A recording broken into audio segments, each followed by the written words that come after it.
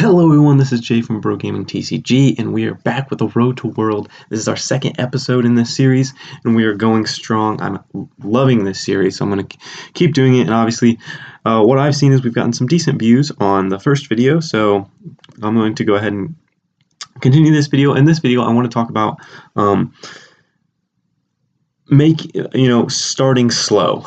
So obviously, if you guys haven't figured out already, I'm playing a Mega Mewtwo match versus my Lapras deck, which really isn't a Lapras deck. It's more of the Sun and Moon Golduck deck, just adapted with a Lapras and a Glaceon in it.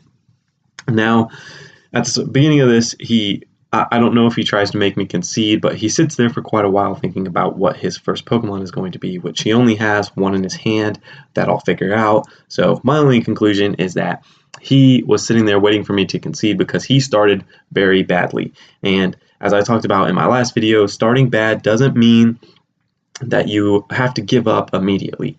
A bad start can turn into a good, beginning with an end or a Sycamore or something like that to get you right back on track, which he does exactly what I just said is he does. And I start off very well, though. I start off with a Lapras and a Glaceon on the bench, and I'm able to get a Float Stone on my Lapras on the first turn, which is excellent.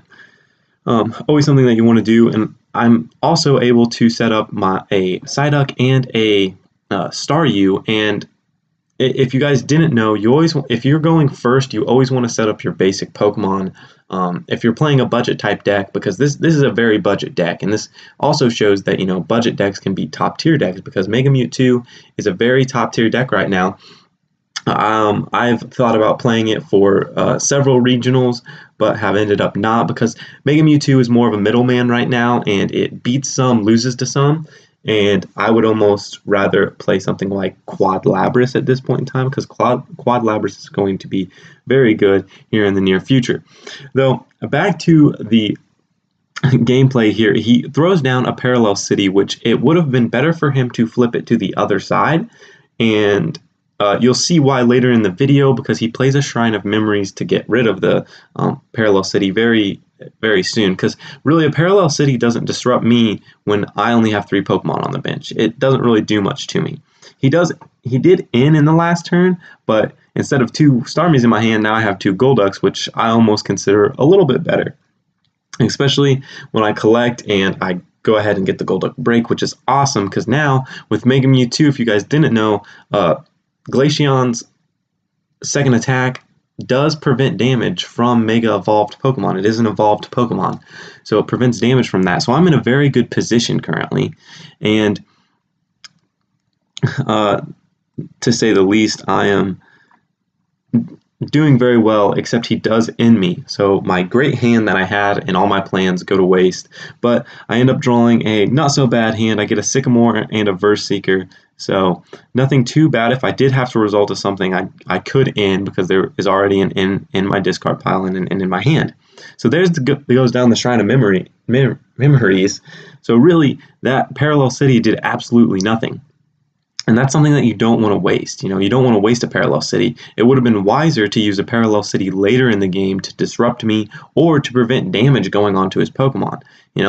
That's when you want to use a Parallel City. Parallel City is more of a late game stadium card, unless you're playing Mega Rayquaza. Keep that in mind, guys, because a Parallel City at the beginning of a game like that is not going to do much to your opponent.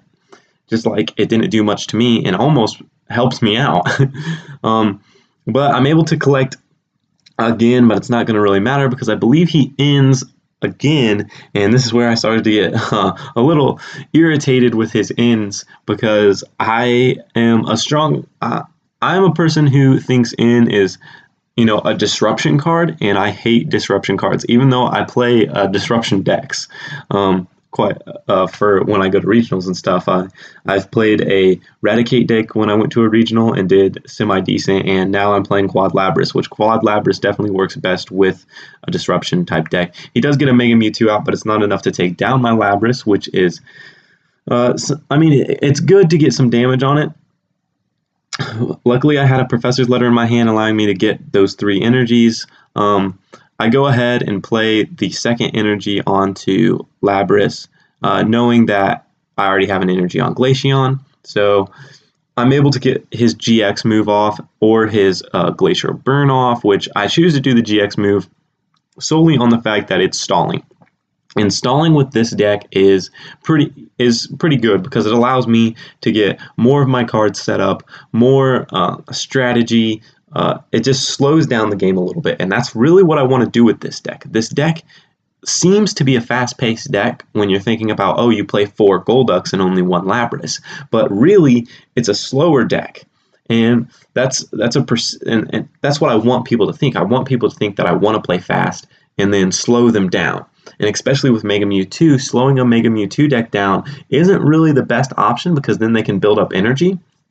But at this point in time, I have him at what I want him, especially when I play the Delinquent. Delinquent is an especially powerful card when you play it at the right time. And this right here is a perfect example of when you should play Delinquent and why Delinquent is such a good one-of card in decks. So I take him down to 0 cards in his hand, and he has, I believe he might have an energy on one of his Mewtwo's, the one that he throws out, he does. And he draws into an energy, which is definitely not his best draw. His best draw would have been an N or a Sycamore or some type of draw power to get him back in this game, because right now I am controlling the game. Even though he has more damage on my active Pokemon, I'm still controlling the game. Plus, I'm 2 prize cards ahead of him, and I've taken out his only strong attacking Pokemon is Mega Mewtwo at this time. So I'm going to retreat my Lapras just to keep it safe, just so he doesn't get those prize cards, and just in case I need that Lapras. Because I only play 1 Lapras, so I protect that Lapras very, very hard, just because Lapras GX is an incredibly powerful card. So I throw Glaceon out there thinking that maybe he'll evolve his Mewtwo. So I go ahead, and Crystal Ray is just my best option right there. I did have a Golduck, but I didn't have any energy to use its Double Jet. So really, my best bet is just to throw out Glaceon. He does go ahead and get the damage change. He gets the 3rd energy, which I'm perfectly okay with that. Damage change really doesn't hurt me too much. The only thing that damage change really does to me is slows down the game even more, which at this point in time is something that he wants to do. He wants to stall so he can try and get a new hand.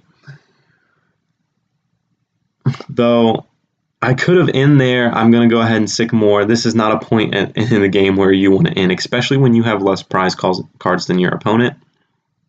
I get the max potion off of my Sycamore, heal up my Lapras. Now I can use my Lapras less sparingly. I have 2 Golduck breaks out, so Hyper Transfer I can use a little less cautiously. It's a very good situation. I go ahead and I use Double Jet, which is only going to do 60 damage, which actually in the long run helps me out because he does use damage change again when he could have easily used his Scatter Shot and done 90 damage to me, which I did think about that while I was playing this game, and I was like, why didn't he use that? And the only reason I could think of is because Scatter Shot definitely wasn't going to KO my Pokemon, and Damage Change would get the damage off of him. Though I drew into his Sycamore, and I was able to get out his Hoopa, and that's the thing. If you guys didn't notice, I don't really play Shaymins in any of my decks, and I don't play a lot of Hoopas in my decks. So Hoopa and Shaymin are basically dead cards to me. Basically, once you play them on the bench, if you have a good opponent, they will pull those off of the bench and get 2 free prize cards out of those. I mean, Shaymin is a good card, and a lot of people do play 2 Shaymins in their decks. I mean, many Pokemon World Champions have played 2 Shaymins in their decks, 3 Shaymins in their decks. But you have to protect those cards. Lysanders are very susceptible to those cards, especially in the late game. When going into the late game, you don't want those cards on your bench, and that's where I would say you want to use your Parallel City. You throw down that Parallel City, you flip it to the other side where you have 3 Pokemon on your bench, and you get the Hoopa and the Shaymins off of the bench, which I would have taken the 2 Shaymins off the bench because Hoopa has more HP. Anyways, this game is coming to a quick conclusion here, guys. It's almost to the end of the game. So I just want to thank you guys for being supportive of this series. Go out there and definitely try to get those likes up. I want to see you guys like this video. It really helps the channel out. It really knows that you guys are supporting me. Anyways, there's the victory. I want to thank all of you for watching BroGaming, and don't forget, guys, to always keep on battling. This has been Jay from BroGaming. Don't forget, guys, to dream on.